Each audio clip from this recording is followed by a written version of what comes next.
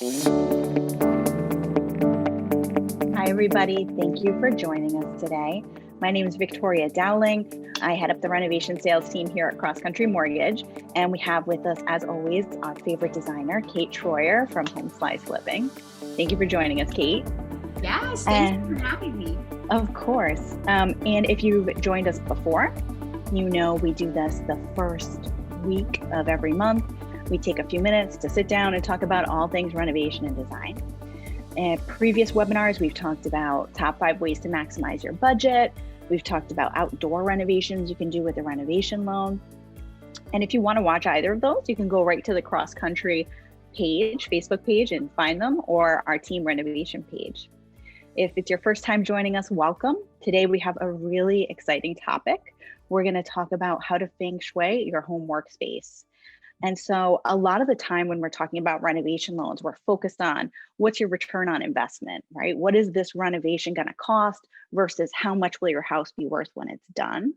But that's not the only reason to renovate. No one lives like they're going to sell their house tomorrow.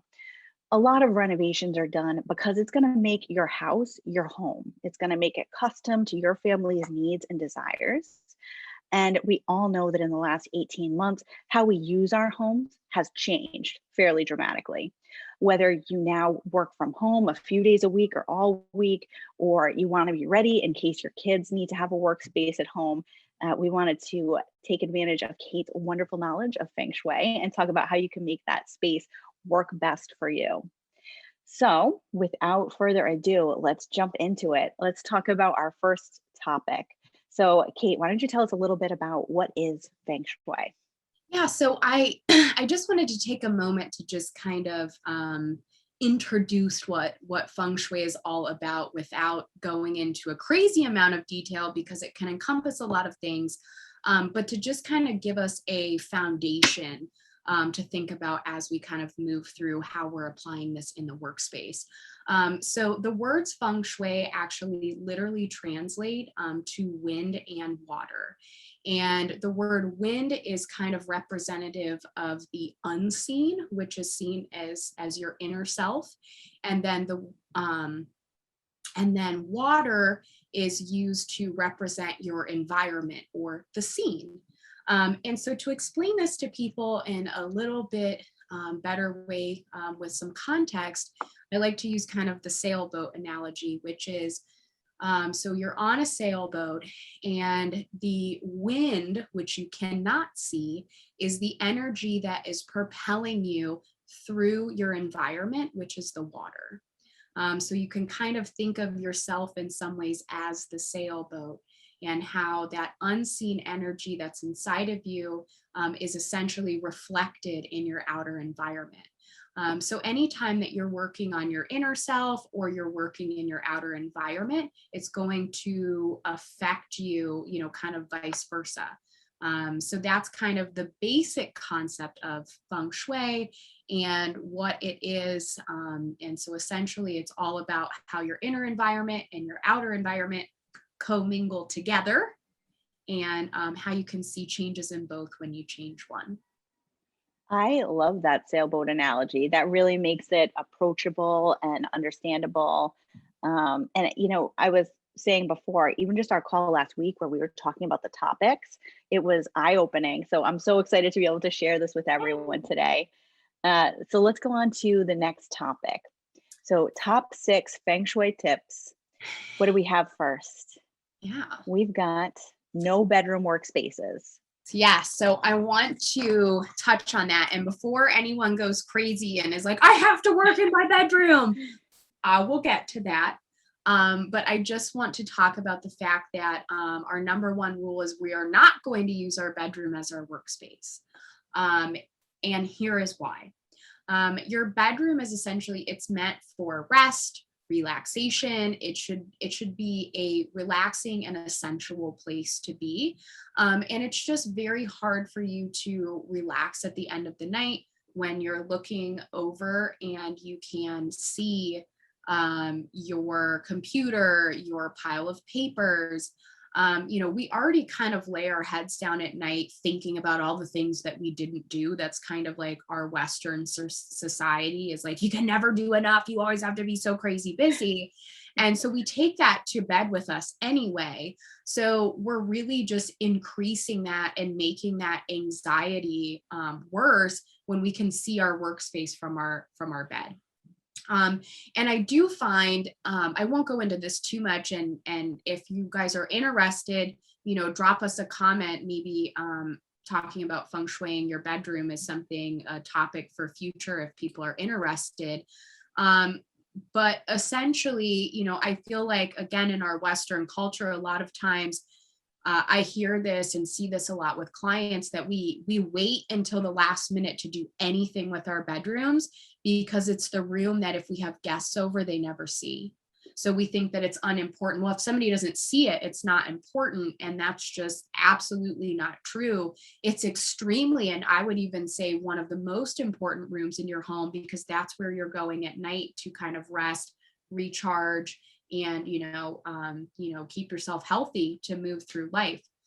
So again, a topic for another time, but it's essentially why if we are able to, we don't want to use our bedrooms as a workspace. And I know even that a lot of times kids that are working at home for school, and even college students, you're obviously you're probably utilizing the same room that you're sleeping in. So there's a couple things that we can do if we do have to have some sort of workspace within our bedroom. And so the first one is essentially kind of sectioning that off. So using a room divider or a cool ornate screen, or even some sort of like curtains or something that when we're done working or studying during the day, we can go ahead and put that up or slide it off so that when we're laying in bed at night, it distracts our view and we're not able to see that workspace. If it's a permanent workspace that needs to be up, like you have a physical desk and everything like that in there, so that we're sectioning it off from the rest of the room so that we can kind of help ourselves to relax at the end of the night. If you are, one, a college student, or two, maybe you work at home and your kids are also home, or your spouse is also home, and you don't have any type of dedicated office space or workspace. So you kind of retreat to the bedroom to work because, it's just, that's where you go, but you're only bringing, like the picture that we're showing is kind of like you got a laptop and a notebook and some books. That stuff doesn't have to stay out at the end of the night. One thing that I will tell my clients is, use just a nice little tote, or if you have a closet right outside the room or something like that, that when you're done working, studying, whatever that is, you can kind of pack your tote away and you can, stick it outside the room, or put it, if you're in college, you can tuck it under the desk, just so it's kind of like it's not, with feng shui, there is not necessarily a out of sight, out of mind concept. But it does help to at least take it out of your direct view so that you can relax a little bit more. That makes a lot of sense. And, we talked about at the beginning how people's lives and how they use their homes has changed so much. Yeah. We've seen a lot of people doing additions, whether it's an accessory dwelling unit or an addition onto their house, or refinishing their garage to make that space an office space, because they weren't thinking about that when they purchased the house, which I Mhm. think goes really well into our next topic, which is, where should you put that office? If you do have the space, or you can add the space, Mhm. where should it go? Yeah, so that's such a great question, because it really has a two-part answer, and it really depends on what you do for a living. So essentially, when we are thinking about feng shui, the energy, or chi, I'm going to try and call it energy because I don't want to confuse anyone, is always going to be entering through your front door. So whether you use that front door a lot or not, that's where the energy is kind of coming into your home. So you want to think of, your home's here, and there's, the streets over here, and the energy is coming from the street to your home. And while it is entering mainly through that front door, you're getting the highest amount of energy into the rooms that are placed in the front of the home. Does that make sense? Yeah, I think that Okay. does make sense. Okay. So if you have a job where you have to do a lot of communication, or your career is very active, like sales, um, the best place in your home, whether you already have the space or whether you're adding the space through a renovation loan, is actually going to be at the front of the house, because there's more active energy there. You have to be on the phone, you got to talk to people, you really need your energy up, to be able to get through your workday and keep yourself, energized. If you are in a career, where it's more introspective, maybe you're an editor, a designer, an artist, or a student, the best space for your office is actually going to be towards the back of the home. Again, this is allowing the energy to come in your home and kind of dissipate a little bit and meander around, so that energy is not going to be as strong and controlled as it is in the front of the house. So again, whether you have even a designated full room that you are able to utilize that's already there, whether you're adding on, or even if it's just a little nook or cranny, that you're kind of utilizing as your workspace, think about that depending on what your career is, because, I think that's really important. And, if you don't, if you aren't sure kind of, oh, am I utilizing the space that I am in the best? Or, maybe you're at the back of the house and you're in sales and you feel like you're having a hard time like staying motivated, or you just don't feel as energized. Try working at the front of your house, whether that's in an actual room, or it's your living room or whatever, and vice versa. If you have a more introspective job and you just feel like you can't focus and there's too much energy going on, try working in the back of your house and see if it makes a difference. I think a lot of times, we don't think about how our environment is really affecting underlying, like, how things are going in our life. So what's kind of fun with feng shui is that you can experiment with little things like this. And if you find that oh my gosh, I used to work in the front of my house, but now I work in the back of the house and I'm so much more productive, don't be afraid to change rooms. A lot of people think like, just because this is supposed to be the master, this is supposed to be a bedroom, but it actually would function better as an office. Like, don't be afraid to use your home the way you can best utilize it. There are no like steadfast rules of this has to be this and this has to be that. That's such a great point, because I think so many people see their house that way. This is the floor plan.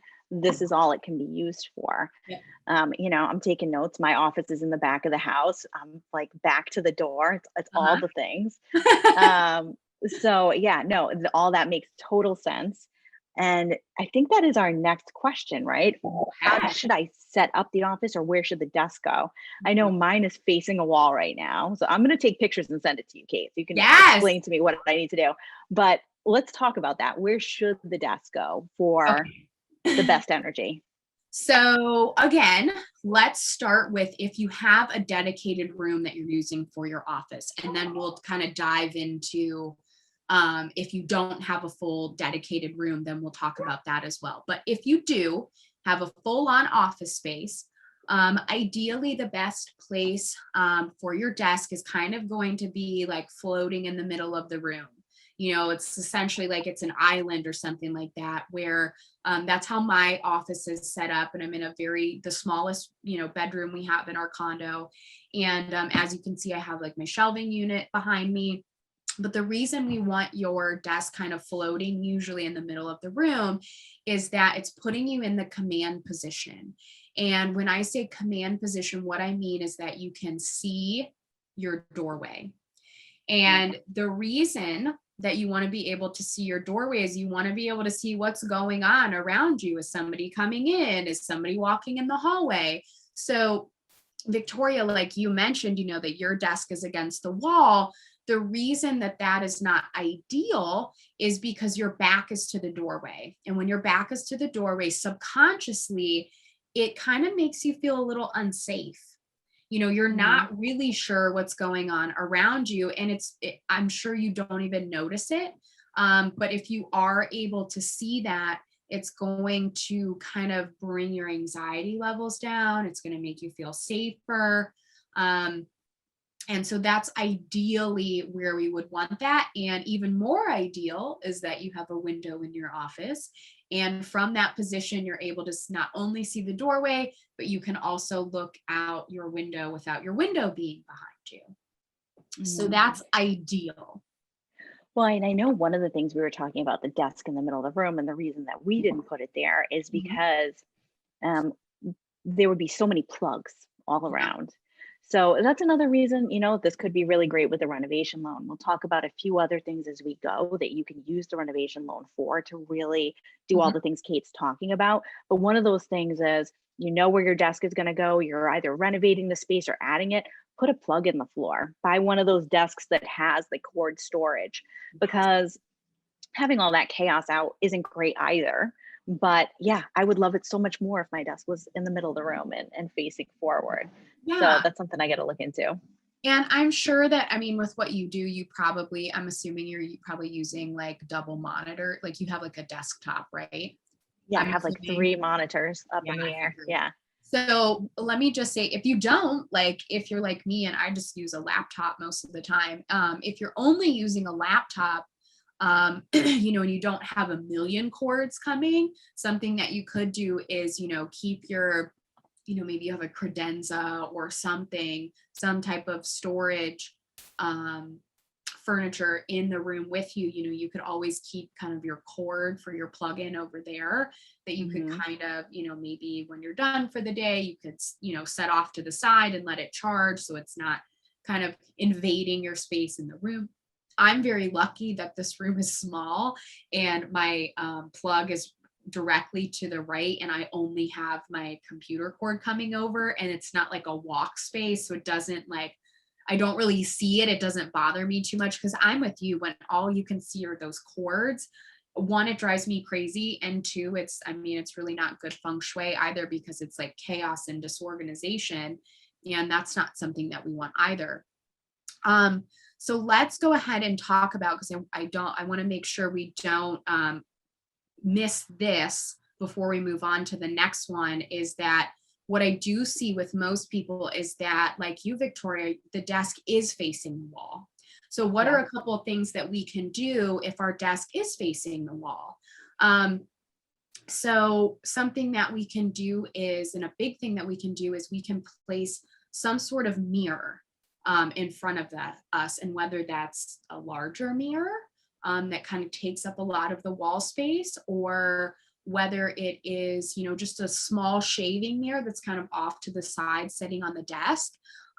Or even if you don't have a full blown workspace, but if you are working from anywhere in your home and your back is towards the doorway or the walkway of where people might be filtering in and out, you just want to make sure that you can see behind you. So placing a mirror there with a view, an easy view of the doorway behind you, it's literally going to be a game changer for you. So Victoria, I'm really curious if you go ahead and add that, if you're going to be like, oh, wow, like I feel so much calmer when I'm working and I didn't even realize it was a thing. I actually had to do that in my boyfriend's office when I redid his recently, because he also has like kind of like a lounge area in there. Like it's more than just an office space for him. And to do that, we kind of had to put his desk against the wall. So I went ahead and got like this nice little round mirror that hangs up right there so that he can easily kind of see behind him.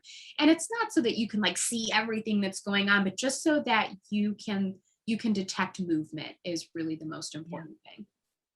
And I wonder too, like if, I probably couldn't turn my desk totally all the way around, just because then you'd have 3 giant backs of monitors facing people coming in. So what do you think about turning the desk sideways? Is that kind of a better case, or is that better to have the mirror and face the wall? No. So here's what I would say is a lot of this is going to be trial and error. Turn it to the side And one, see how you like the look of it. So when you enter the room, are you like, okay, like I don't mind that, like kind of looks nice? Or are you like, oh my God, I hate the way that looks?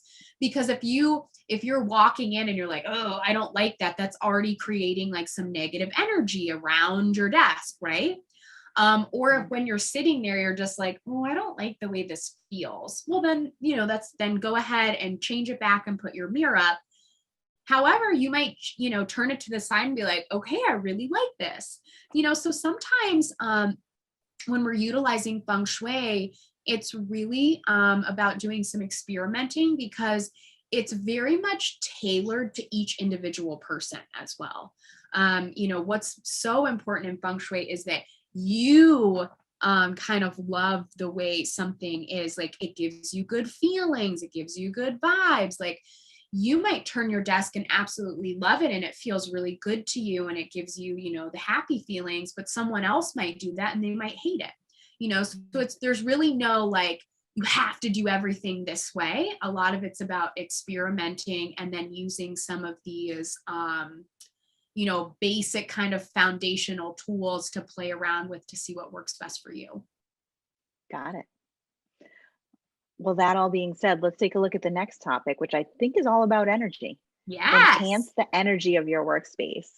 Yeah, so this is one of my favorite little topics. And again, this goes for whether you have a fully dedicated workspace or whether you are working in a little nook and cranny of your home or at the dining table.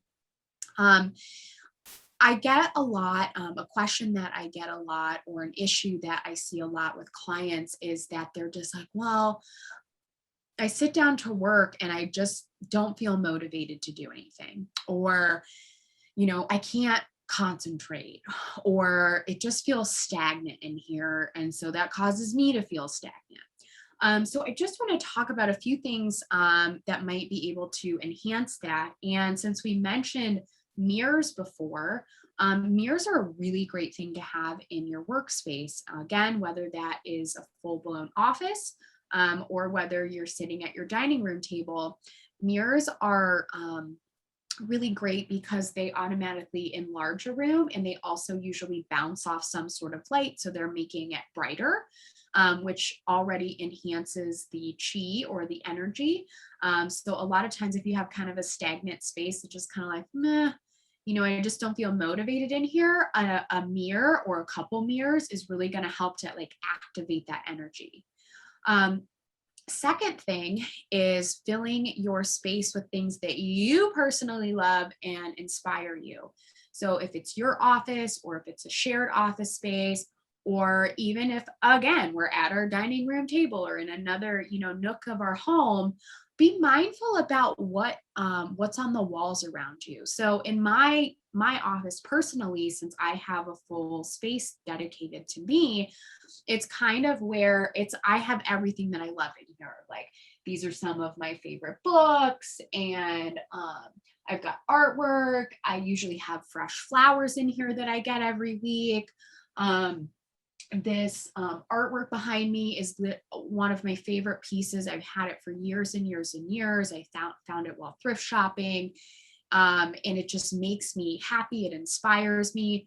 And so it's, my office is filled with all things that like really make me happy. There's not anything in here that I look at and go, oh, that's okay, and it's also a great way for those that are sharing their home with other people. There might be a piece that like you love, but everyone else in your family is kind of like, oh, I don't really like that. Great, put it in your office, if you're working on another space in your home, just pay attention to the artwork that you have up. If you're maybe a guy and, you're a husband and your wife has this piece of artwork in the room that you're working in that you just look at it and hate it, you need to have a conversation about like, hey, like I know that you like this, but it really doesn't inspire me. It makes me just kind of feel blah. Then have that discussion about picking out a piece of artwork together. So that what you're looking at really does inspire and uplift you, because that's really, really, really important. Whenever we have a negative emotion towards something in our environment, it automatically affects us internally. And then the third thing is you could create a vision board. That's something that I do in my office as well.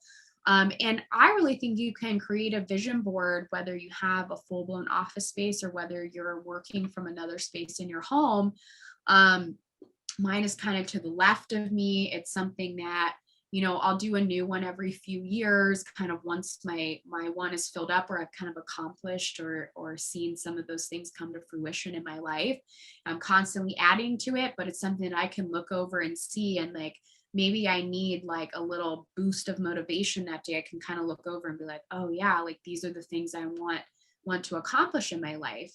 And so for those of you that are working in a space that's not just yours, I still encourage you to create a vision board. Maybe it's even something that you can do as a family, and everybody, maybe you do a shared vision board of vacations you want to take and things you want to experience, and then you do individual ones. And if you're working from a space, this isn't something I'll talk in too much detail about, but having kind of a ritual to kind of like get started working, like, I think a lot of us already do it where we make ourselves a cup of coffee and grab a glass of water and, then we sit down at our desk.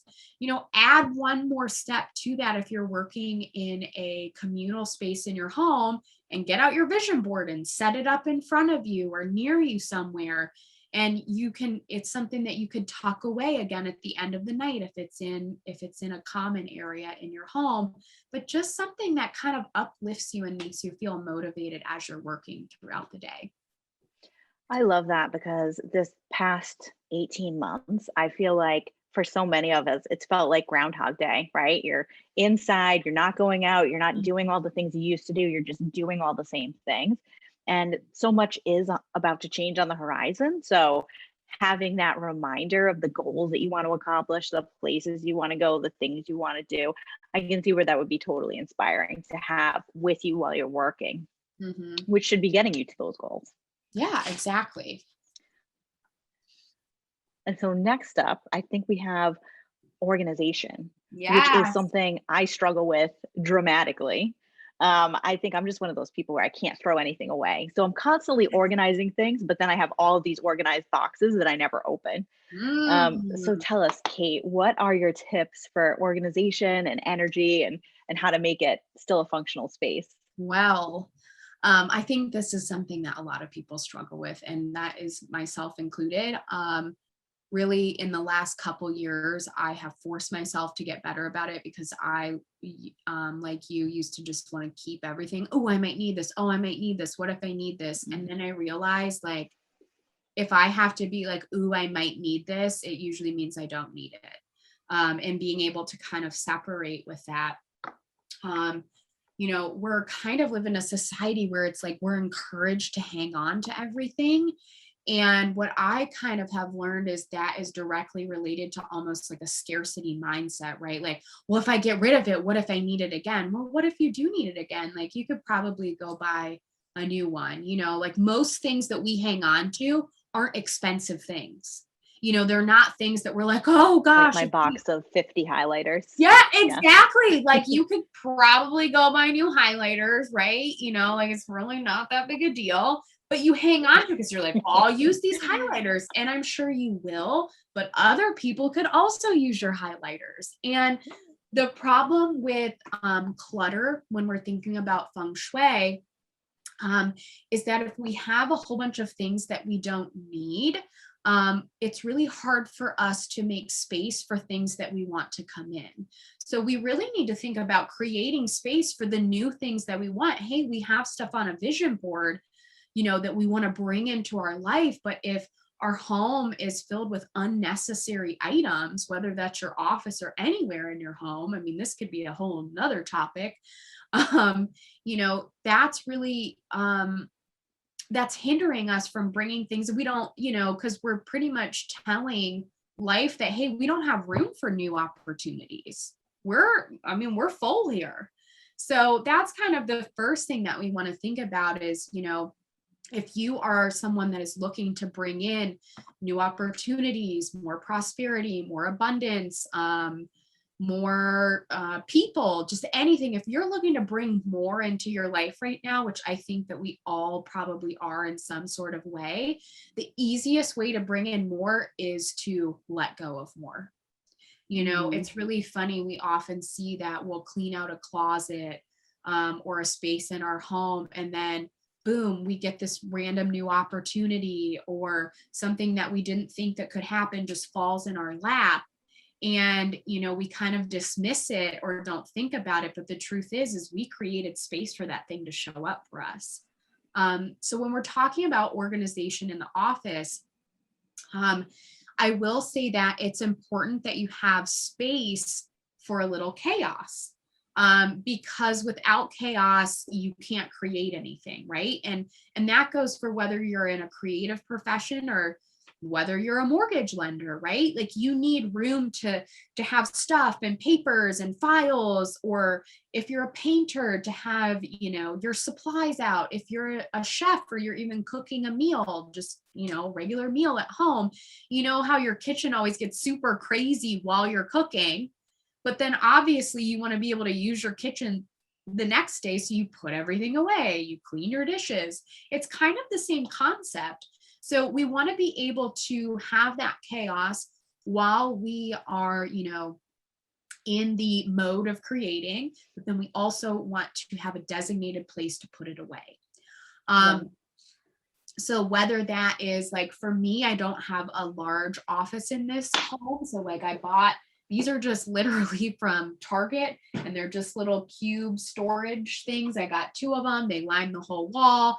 And because I have a ton of samples that I use for clients and files and things like that, so I keep everything here. And the last couple, well, actually this morning, what I did was I was like, okay, I'm talking about Feng Shui in your workspace today. I need to go through and declutter my workspace a little bit, because it's natural for us to collect things, which is going to bring me to my next point, is that mark one day a month on your calendar as like a declutter my office day. And it's just a day that you can go through files, mail, old projects, boxes of highlighters, I mean, whatever you might have, that you can just kind of set aside and, give away or shred or whatever you need to do. I haven't done it for a couple months. And so I went through all these cubbies, and I just found all this stuff that I don't need, things from projects. And I'm like, why do I even still have this? I went through all my books again and was like, I'll never read this again. I'm going to get rid of it. Or I saw a couple books that I was like, wow, this used to resonate with me at a very different time in my life. And now I'm like, oh, it's a little like, the vibe of the book's not great. I'm going to go ahead and give that away. That's not serving me anymore. So just be mindful of that. And, setting yourself up for success by, planning a day once a month or whatever is convenient for you to just go through your stuff. And think about, if you're doing this once a month, how much easier it's going to be to do that. And when it comes to like getting organized, like that part is going to take a little bit of time, right? Maybe you need filing cabinets, or you need storage cubbies like I have. If you don't have a dedicated office space, you could try and utilize a nearby closet, or again, use a storage tote. And maybe so once a month or once a week, you go through your storage tote. Oh, here's a stack of papers. I finished this project. I don't need it anymore. I can either shred it or I can file it away. It's just so important. And I think that we don't give importance to the fact that even if it's not something that's directly in front of our space, it still is affecting our energy and causing us anxiety, because it's like, it's stuff that's there that's not needed. Well, and this is one of those spots too where the renovation loan can come in handy. If you are renovating your space or putting on an addition, maybe you want to do custom built-ins so that it does make sense for you and you can hide everything away at the end of the night. Yep. Or maybe you want to do a built-in desk so that, it's tucked exactly where you want it to be and your cord storage is all exactly how you want it to be. So I think that, that's where it marries really well with a renovation loan. Yep. And, just as a reminder to everybody, you can use a renovation loan to renovate and purchase a house at a low down payment, or to renovate and refinance. And you may have been told you don't have enough equity for a cash out or a home equity line of credit, but we're lending against the future value of your house, and we're lending against a much higher loan to value, often 95% or 97.75% of what that value is.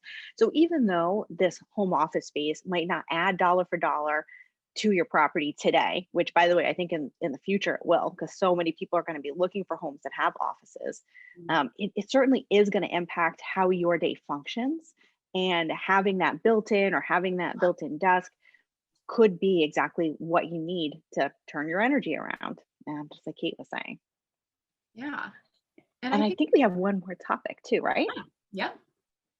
Workplace furniture, which kind of fits into that, built-ins and desks. Yeah. So Yeah. I won't harp on this too much, but I did think it was just a quick, important thing to talk about. Is, what furniture is in our office. And a lot of times, again, it's kind of like our bedroom where it's like, well, someone gave us this and we had that. And I got this from my old office. And it's just kind of a conglomerate of random stuff that we've acquired that becomes our office furniture. And while that is fine, one, we want to think about it being aesthetically pleasing to us. And if it's not, and maybe you can't afford to go buy a new desk, well, there is this thing called paint, and we are all capable of painting. It's just how bad do you want your environment to please you? And so the biggest thing though that I always think about and I talk about with clients is actually your office chair. And while we're all different, I know the one that's on the screen is kind of probably closest to like an ergonomic chair, which like my Feng Shui teacher is always like, that's the best chair to have. It's got, it's good for your back and it's got the armrest and whatnot. Well, my office chair does not have armrest because I often sit like cross-legged when I'm at my desk. And so when I have the armrest, it's like hard for me to do that and it's really uncomfortable. So I made sure that my chair has a really, like, I did order it offline, but it has a really wide seat. And so it's like super easy for me to just like curl my legs up and kind of do my thing. I'm sitting that way right now. I rock a lot in my chair. And if you're somebody who's like me, that's like very like active while they're working, and kind of antsy, having something that rocks or allows you to easily move is really important. Maybe you're not that person though, and you like kind of a bigger overstuffed chair that's not necessarily an office chair. And what I always like to encourage people too. So if you are sitting in your office chair right now and it makes you uncomfortable and you're constantly like adjusting yourself and because you're not comfortable and it, because when you're uncomfortable in that manner, it's constantly distracting you from what you're trying to do. So if you feel like that's happening, you need a new office chair. So first, what I always tell people to do is go shopping in your own home first. Maybe you have a chair in the corner by the door that you think people are going to use to sit down and put their shoes on but they don't, but you absolutely love the chair. Put it at your desk and like, do you like it? Is it comfortable? Like, do your legs fit under your desk nicely in it? Is it kind of serving your needs? If you don't have something at home, then go shopping for something. I know that a lot of times, we always say, oh, we don't have the money for this, we don't have the money for that. But the truth is that an investment in your environment is truly an investment in yourself. And we have so many places now that we can get things for great prices. You can go to thrift stores, you can look at Facebook Marketplace, you can get on Amazon. Something doesn't have to be expensive, but it should look nice and it should fit your needs. It should be comfortable.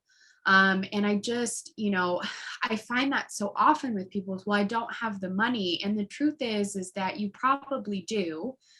Or like we talked about before, decluttering, getting rid of things. Sometimes you have to get rid of something for, to make space for the thing that you actually want. And so when we let go of things that we don't want, it allows us to acquire the things that we do want. So desk chair, I would say, like, furniture wise, is my absolute most important thing. It is huge for your productivity. and should be comfortable and serving you. The second thing is your desk or your workspace. Make sure that you have, I think we kind of touched on this before, you have room to kind of spread out. If you're that person that is like me and I've got samples and piles of things, while I'm working, it's nice to be able to have room for that, or have room in your space to kind of spread out.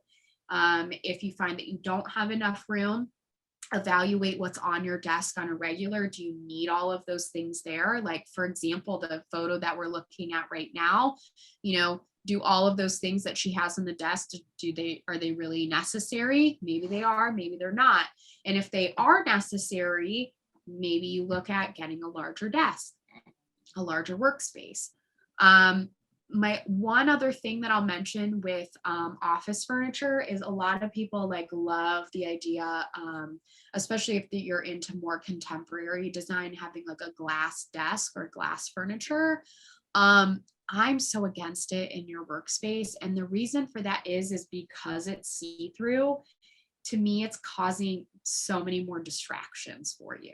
If you have stuff laid out on the floor, I mean, even just like seeing your own legs kind of underneath you, if you're moving around and stuff, it just can be a constant distraction.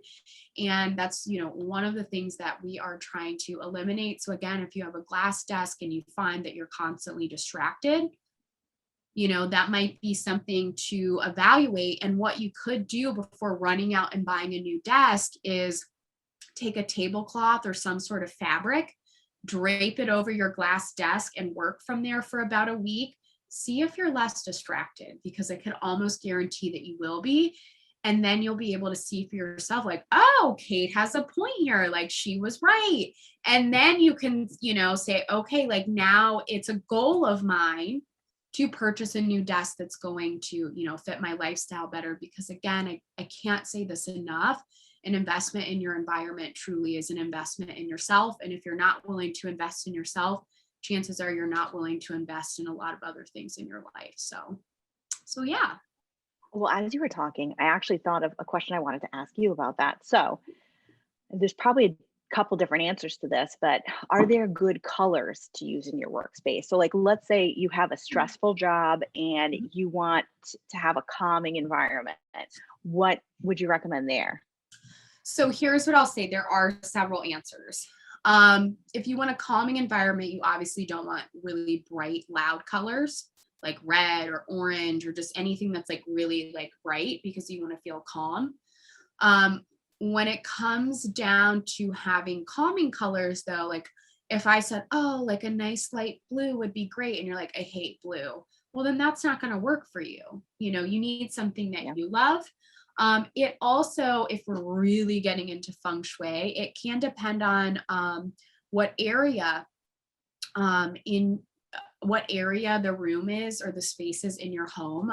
Because in Feng Shui, we utilize a tool called the Bagua map that we kind of correlate with different areas in your home. And those all relate to different facets of your life, like abundance, health, wellness, relationships, that kind of thing. And each of those sections have colors that are associated with them. But even with saying that, let's say that the color associated was pink, and you're like, I'm not going to paint anything pink in here. I hate pink. Well, then obviously we're going to go with the color that you love. So I would say that more than anything, it should be something that you love. And for me personally, the designer part of me, because walls are something, one, they are the easiest thing to change, but also they are, to me, what kind of sets the foundation for the rest of the space. I'm very much about neutrals when it comes to the walls, unless you really, really love color. If you really love color, then that's something to consider, and you could work with a color consultant to figure out the best tone of that color, for your space. But yeah, it really is just, it's going to be very dependent on you as a person. Well, I love it. I feel like I need to go buy more organization, declutter, get some mirrors, move my desk. I've got some buy notes. anything. Yeah. No, don't get notes. Not yet. All right, we'll start with the decluttering. Yeah. So that's all such great information. And just to remind everybody, you can use a renovation loan to renovate an office space, to add an office space to your home. So if that is something that you're interested in doing, please feel free to reach out to us. We would love that.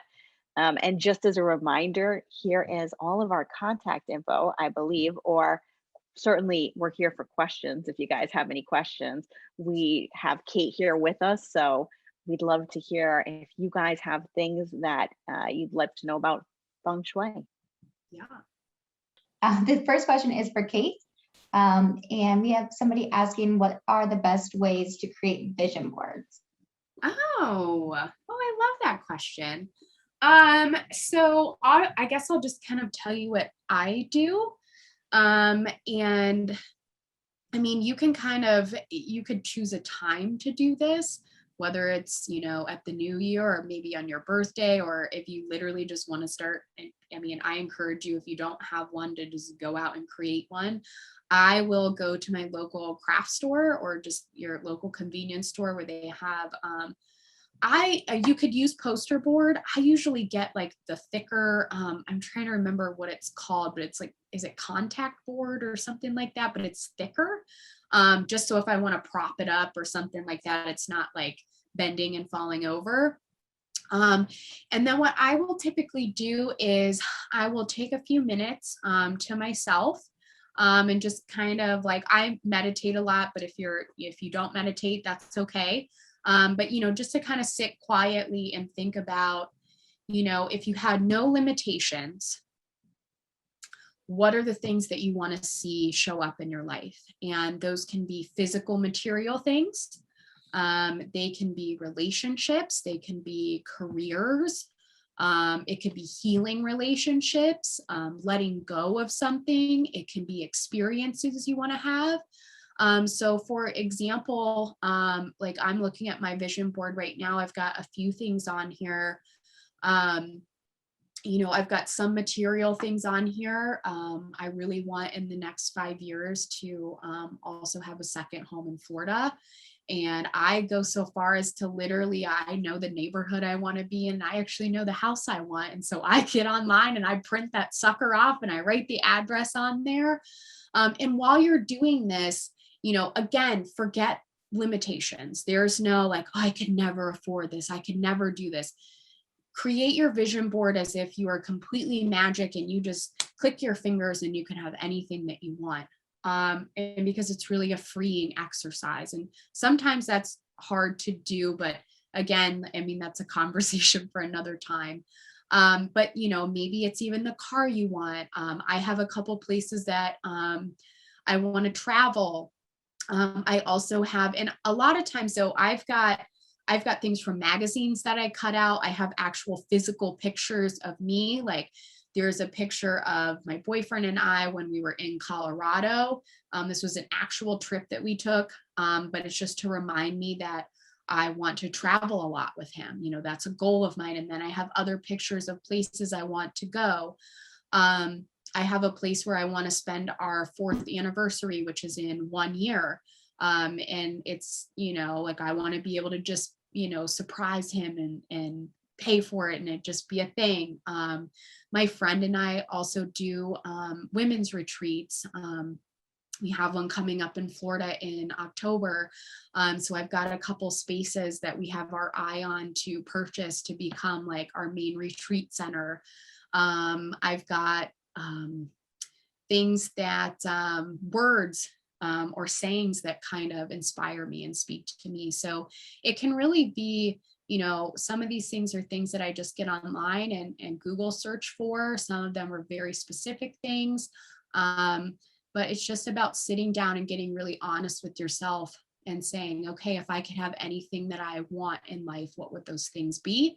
And putting them on a board so that you can look at it often and, create that reality in your life. Sorry if that was a long explanation. I get excited about it. No, that was one of the best explanations I've heard. So thank you. I love that. Next question is, you mentioned working from the front of your home is a great option with great energy. what if there are issues such as noise or lighting at the front of your home, and that is the best workplace space for you? So you broke up a little bit there, but I think what you were asking was, okay, if there are like noise and light issues, I would be curious. I'm a little curious, detail wise, what those light issues are. Because I think that's something we could probably address with some solutions, but I'm not exactly. So if you want to explain a little bit further on what those light issues are, that would be helpful. When it comes to noise, I guess there's a couple different things. I actually recently started, a few months ago bought a sound bar for downstairs that I literally just have my iPad hooked up to, and all I do is play music on it. Often Mike and I will work from home at the same time. He's a mortgage lender and with cross country. And so he is often on the phone a lot, whereas I'm opposite, and, you know, I'm kind of introspective doing my thing. And so it's really distracting for me when he's like talking all the time. And I found that like having music on, whether, and it kind of depends on how I want to feel. If I want to be really creative, I might have fun music on.